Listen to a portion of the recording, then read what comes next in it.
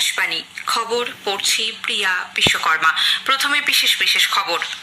প্রধানমন্ত্রী বলেছেন, দেশের উত্তর পূর্বাঞ্চল আজ নতুন ভারতের সাফল্যের মুখ হয়ে উঠেছে।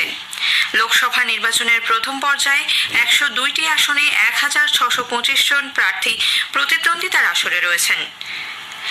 দেশে সোনা ও রূপোর দাম সর্বকালীন সর্বোচ্চ স্তরে পৌঁছেছে। লেবাননের দক্ষিণাঞ্চলে ইসরায়েলি বিমান হামলায় হেজবুল্লাহর এক কমান্ডারের মৃত্যু হয়েছে। আইপিএল ক্রিকেটে আজ পাঞ্জাব কিংস সানরাইজার্স হায়দ্রাবাদের মুখোমুখি হবে। আজ সেই বিস্তারিত খবরে।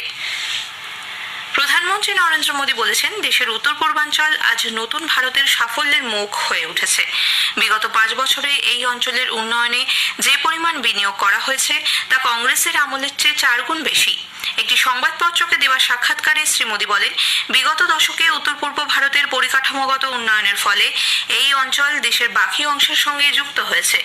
দেশের প্রথম ক্রীড়া বিশ্ববিদ্যালয় মণিপুরে তৈরি হয়েছে ও উত্তর পূর্বের 8টি রাজ্যে 200টি খেলো ইন্ডিয়া কেন্দ্র তৈরি করেছে সরকার। এই অঞ্চলে বিদ্রোহ ও অনুপ্রবেশ প্রসঙ্গে প্রধানমন্ত্রী বলেন, গত 10 বছরে 11টি শান্তি চুক্তি স্বাক্ষরিত হয়েছে। 2014 সাল থেকে 9500-এরও বেশি বিদ্রোহী আত্মসমর্পণ করেছে এবং সমাজের মূল স্রোতে ফিরে এসেছে। নিরাপত্তা পরিস্থিতির উন্নতি হওয়ায় উত্তর পূর্ব ভারতের বেশিরভাগ অংশ থেকে সশস্ত্র বাহিনীর বিশেষ ক্ষমতা আইন আফস্পা তুলে নেওয়া হয়েছে। দক্ষিণ কাশ্মীরের শোপিয়ান জেলার হিরিপোরা এলাকায় সন্ত্রাসবাদীদের গুলিতে এক ট্যাক্সি চালক আহত হয়েছেন। পুলিশের এক মুখপাত্র জানিয়েছেন, নিরাপত্তা বাহিনী এলাকা ঘিরে রেখে ওই জঙ্গির খোঁজে তল্লাশি অভিযান শুরু করেছে। কুপওয়ারার এসএসপি সংবাদ সংস্থাকে জানিয়েছেন, সেনাবাহিনী ও সিআরপিএফ এবং পুলিশ যৌথভাবে গুন্ডিমাচের ব্রিজে নাকা তল্লাশি চালায়। এক ব্যক্তির সন্দেহভাজন গতিবিধি দেখে তাকে আটক করা হয়। ওই ব্যক্তির কাছ থেকে কয়েক রাউন্ড গুলি ও গ্রেনেড উদ্ধার হয়েছে। প্রবীণ বিজেপি নেতা প্রধানমন্ত্রী নরেন্দ্র মোদী বলেছেন, এনডিএ সরকারের অবিরাম প্রয়াসের ফলে নকশালপন্থী তৎপরতা শুধু মহারাষ্ট্রেই নয়, গোটা দেশেই প্রায় নির্মূল হয়ে গেছে। গতকাল তিনি মহারাষ্ট্রের চন্দ্রপুরের মোরবা বিমানবন্দর ময়দানে চন্দ্রপুর ও গড়চিরৌলি লোকসভা কেন্দ্রে দলীয় প্রার্থীদের সমর্থনে জনসভা করেন। প্রধানমন্ত্রী বলেন, নকশালবাদের জন্য পরিচিত গড়চিরৌলি এখন ইস্পাত শিল্প ও উন্নয়নের জন্য খ্যাত। সমাজের পিছিয়ে পড়া শ্রেণীর মানুষের উন্নয়নে কেন্দ্রীয় সরকারের কাজের খতিয়ান তুলে ধরে তিনি বলেন, 80 কোটি মানুষ এখন বিনামূল্যে রেশন পাচ্ছেন। এদিন বিরোধী কংগ্রেসের প্রতি তীব্র আক্রমণ করেন প্রধানমন্ত্রী। এর আগে ছত্তিশগড়ের বস্তারের আম্বালে নির্বাচনী জনসভায় যোগ দিয়ে শ্রী মোদী বলেন, দেশের প্রতিটি আদিবাসী পরিবারের জীবনযাত্রার মান উন্নয়নই মোদীর গ্যারেন্টি। দেশের উন্নয়ন প্রত্যেক পরিবারকে সমৃদ্ধ করাই তার লক্ষ্য। গত 10 বছরে কেন্দ্রের বিজেপি সরকার গরিবদের কল্যাণে একাধিক প্রকল্প হাতে নিয়েছে বলে তিনি জানান। প্রবীণ বিজেপি নেতা কেন্দ্রীয় মন্ত্রী রাজনাথ সিং তামিলনাড়ুর নামাক্কালে এক রোড শোয়ে অংশ নেন। তিনি বলেন, গত 10 বছরে দেশের অর্থনীতির পাশাপাশি কৃষি ও পরিকাঠামোর উন্নয়ন ঘটেছে। এই নির্বাচনে এনডিএ 400টি আসন পাবে বলেও দৃঢ় প্রত্যয় ব্যক্ত করেন তিনি। কংগ্রেস নেতা রাহুল গান্ধী গতকাল মধ্যপ্রদেশের সেওনি জেলার ধনৌরায় একটি জনসভায় যোগ দিয়ে বলেন, আদিবাসীরাই এই দেশ ও জমির প্রথম মালিক, তাই কংগ্রেস তাদের আদিবাসী বলে। এনসিপি নেতা শরদ পাওয়ার অভিযোগ করেছেন, প্রধানমন্ত্রী দেশে একনায়কতন্ত্র চালাচ্ছেন। মহারাষ্ট্রের বারমতিতে গতকাল এক জনসভায় যোগ দিয়ে তিনি বলেন, ঝাড়খণ্ডের মুখ্যমন্ত্রী প্রধানমন্ত্রীর বিরুদ্ধে কথা বলায় তাঁকে জেলে পাঠানো হয়েছে। প্রধানমন্ত্রীর বিরুদ্ধে বিবৃতি দেওয়ায় অরবিন্দ কেজরিওয়ালেরও গন্তব্য হয়েছে জেল। দেশে লোকসভা নির্বাচনে প্রথম পর্যায়ে 102টি আসনে 1625 জন প্রার্থী প্রতিদ্বন্দ্বিতার আসরে রয়েছেন। মনোনয়নপত্র প্রত্যাহারের সময়সীমা পেরিয়ে যাবার পর এই স্পষ্ট চিত্র উঠে এসেছে বলে নির্বাচন কমিশনের পক্ষ থেকে জানানো হয়েছে। এই প্রার্থীদের মধ্যে 1491 জন পুরুষ ও 134 জন মহিলা। উল্লেখ্য, প্রথম পর্যায়ে ভোট নেওয়া হবে এ মাসের 19 তারিখ। এদিকে দ্বিতীয় দফার ভোটের জন্য মনোনয়নপত্র প্রত্যাহারের সময়সীমা গতকাল শেষ হয়েছে। দলের নির্বাচনী ইস্তেহার নিয়ে প্রধানমন্ত্রী নরেন্দ্র মোদীর মন্তব্যের বিরুদ্ধে নির্বাচন কমিশনে অভিযোগ জানিয়েছে কংগ্রেস। প্রবীণ নেতা সালমান খুরশিদের নেতৃত্বে এক প্রতিনিধি দল গতকাল নতুন দিল্লিতে নির্বাচন কমিশনারের সঙ্গে সাক্ষাৎ করেন। পরে সাংবাদিকদের শ্রী খুরশিদ বলেন, ইস্তেহারে মুসলিম লীগের ছাপ রয়েছে বলে যে মন্তব্য নরেন্দ্র মোদী করেছেন তা দুর্ভাগ্যজনক। বিষয়টি গুরুত্ব সহকারে দেখার এবং এই বিষয়ে ব্যবস্থা নেওয়ার আবেদন জানিয়েছেন তারা। বিজেপি আরএসএস এর নামে গঠিত একটি ভুয়ো সংগঠনের বিরুদ্ধে উপযুক্ত ব্যবস্থা গ্রহণের জন্য নির্বাচন কমিশনে আর্জি জানিয়েছে। সাধারণ সম্পাদক অরুণ সিং এর নেতৃত্বে বিজেপির এক প্রতিনিধি দল গতকাল নতুন দিল্লিতে কমিশনের সঙ্গে দেখা করে বলে, কংগ্রেস সেবা দলের নেতাদের সমর্থনে ওই ভুয়ো সংগঠনটি গড়ে তোলা হয়েছে, যারা বিজেপির নামে নেতিবাচক প্রচার চালিয়ে যাচ্ছে। হাইকোর্ট, সুপ্রিম কোর্ট এবং রেজিস্ট্রারও ওই সংগঠনটির স্বীকৃতি বাতিল করে দেয়। ভোটের সময় তারা আবার হঠাৎ করেই সক্রিয় হয়ে উঠেছে।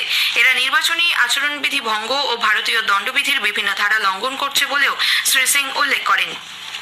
কেন্দ্রীয় এজেন্সির অপব্যবহারের অভিযোগ তুলে নতুন দিল্লিতে গতকাল নির্বাচন কমিশনের ফুল বেঞ্চের সঙ্গে দেখা করে তৃণমূল কংগ্রেসের 10 জনের প্রতিনিধি দল। নির্বাচনী আদর্শ আচরণবিধি বলবৎ থাকাকালীন অসাংবিধানিকভাবে পশ্চিমবঙ্গের পূর্ব মেদিনীপুরে ভূপতিনগরে জাতীয় তদন্তকারী সংস্থা এনআইএর অতি সক্রিয় হয়েছে বলে লিখিত অভিযোগ জমা করেন তারা। পরে ডেরেক ওব্রায়েন, দোলা সেন, সাকেত গোখেল সহ তৃণমূল কংগ্রেস নেতারা নির্বাচন কমিশনের সামনে ধর্ণা অবস্থানে বসেন। কিছুক্ষণ পরই পুলিশ তাদের সরিয়ে দেয়। এরপরই দিল্লিতে প্রতিনিধি দলের উপর হেনস্থার অভিযোগ নিয়ে সাধারণ সম্পাদক অভিষেক বন্দ্যোপাধ্যায়ের নেতৃত্বে তৃণমূল কংগ্রেসের এক প্রতিনিধি দল রাজভবনে রাজ্যপাল সিভি আনন্দ বোসের সঙ্গে দেখা করে। পরে অভিষেক সাংবাদিকদের বলেন, ডেরেক ওব্রায়েন সহ দলের সাংসদরা দিল্লিতে কোনো সরকারি দপ্তরের সামনে ধর্নায় বসেননি, তারা নির্বাচন সদনের সামনে ধর্নায় বসেছিলেন, কিন্তু নির্বাচন কমিশন তাদের পুলিশ দিয়ে তুলে দিয়েছে। এ বিষয়ে নির্বাচন কমিশনের সঙ্গে রাজ্যপাল কথা বলবেন বলে আশ্বাস দিয়েছেন। খবর শুনছেন আকাশবাণী থেকে। দেশে সোনা ও রূপোর দাম সর্বকালীন সর্বোচ্চ স্তরে পৌঁছেছে। গতকাল দিনের কারবারে জুনের জন্য সোনার বিনিময় মূল্য 10 গ্রামে 440 টাকা বেড়ে 71,080 টাকায় দাঁড়ায়, যা সর্বকালীন রেকর্ড।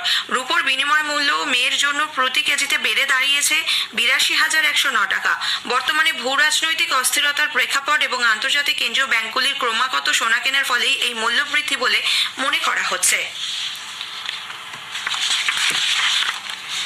লেবাননের দক্ষিণাঞ্চলে রাতভর ইসরায়েলি বিমান হামলায় হেজবুল্লাহর এক কমান্ডারের মৃত্যু হয়েছে বলে ইসরায়েলের প্রতিরক্ষা বাহিনী আইডিএফ জানিয়েছে।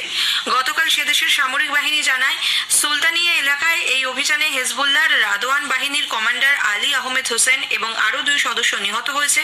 গত 7ই অক্টোবর ইসরায়েল এবং হামাসের মধ্যে যুদ্ধ শুরু হওয়ার পর হোসেন লেবানন থেকে ইসরায়েলি ভূখণ্ডে একাধিকবার ক্ষেপণাস্ত্র হামলা চালায় বলে আইডিএফ এর দাবি।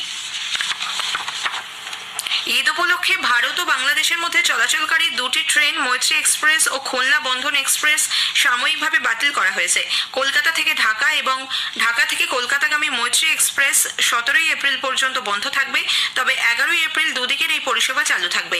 অন্যদিকে খুলনা ও কলকাতার মধ্যে বন্ধন এক্সপ্রেস ট্রেনও 11ই এপ্রিল বন্ধ থাকবে বলে পূর্ব রেল সূত্রে জানা গেছে। রেলের মুখ্য জনসংযোগ আধিকারিক কৌশিক মিত্র বলেছেন, বাংলাদেশ রেলের অনুরোধের ভিত্তিতেই এই সিদ্ধান্ত। আবগারি নীতি কেলেঙ্কারিতে অর্থ পাচার মামলায় ধৃত বিআরএস নেত্রী কে কবিতার অন্তর্বর্তী জামিনের আবেদন খারিজ করে দিয়েছে দিল্লির একটি আদালত।